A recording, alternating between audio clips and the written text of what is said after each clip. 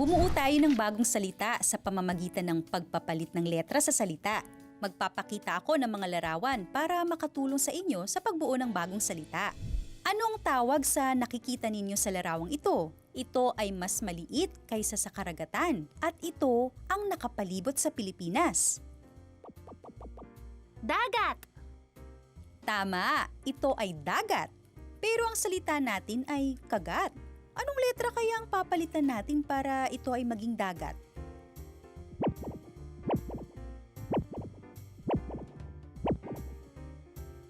Ang kailangan pong palitan ay letrang K.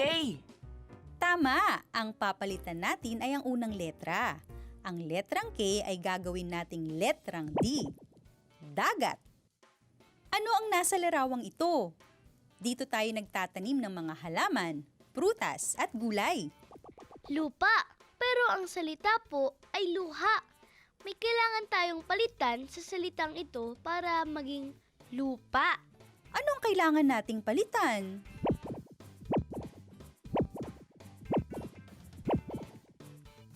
Yung letrang H po. Mahusay! Ang letrang H ang kailangan nating palitan. Kailangan natin ng letrang P. Lupa. Ito na ang huli. Ano ang nakikita nyo sa larawan? Ito ang dulong parte ng bundok. Bangin! Nakakatakot po ron. Parang mahuhulog ako kung tumayo ako ron. Tama, ito ay bangin. Pero ang salita po ay hangin. Ano ang gagawin natin para maging bangin ang salitang hangin?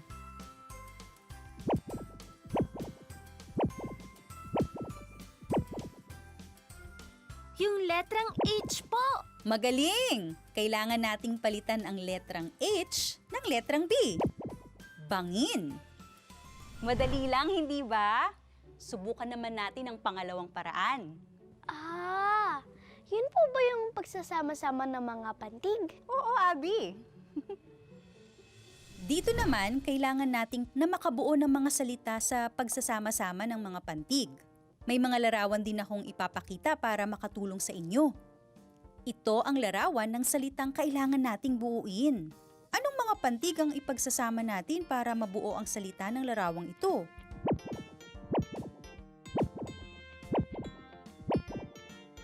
Gala.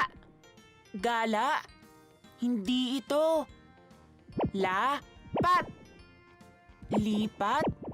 Hindi rin ito. Daga. Daga. Ano naman ang larawang ito? Ito ay isa pang salita para sa bituin. Anong mga pantig ang ipagsasama natin para mabuo ang salita ng larawang ito?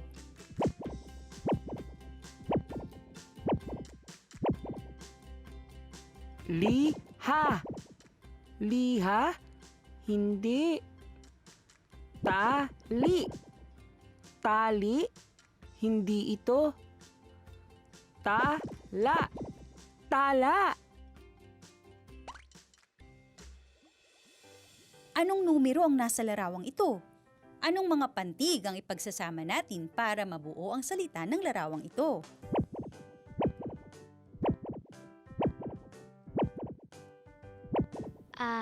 Ga? Li? Pat? Apat! Ang galing nyo! Kayo, may iba pa ba kayong alam? Ibahagi nyo ito sa amin ha!